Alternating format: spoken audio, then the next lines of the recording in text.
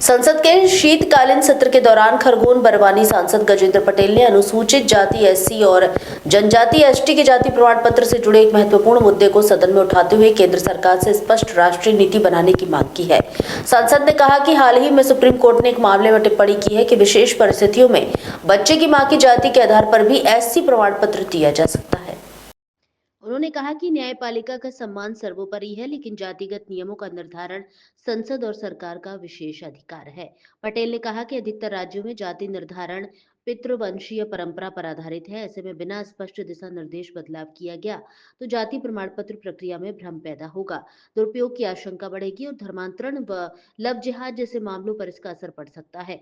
उन्होंने सरकार से अनुरोध किया कि सुप्रीम कोर्ट के फैसले का विस्तृत अध्ययन किया जाए, सभी राज्यों के लिए समान राष्ट्रीय नीति बनाई जाए, आवश्यक होने पर संसद में नया कानून या संशोधन लाया जाए, जिससे स्पष्ट हो कि एससी एसटी प्रमाण पत्र कब पिता की जाति से और कब मां की जाति से दिया जाता है।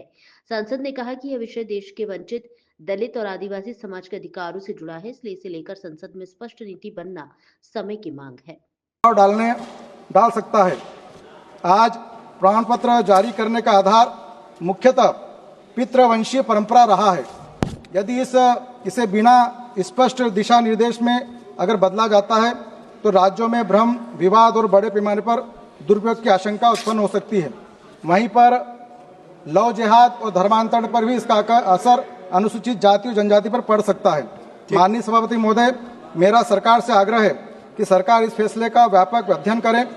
दूसरा, जातिगत निर्धारण के नियमों पर एक स्पष्ट, एक समान राष्ट्रीय नीति लाएं और यदि आवश्यक हो तो संसद का एक नया कानून या संशोधन लाए, जिससे स्पष्ट हो सके कि एसटी और एससी का प्रमाण पत्र किन परिस्थितियों में पिता से मिले और किन परिस्थितियों में मां से मिले। धन्यवाद।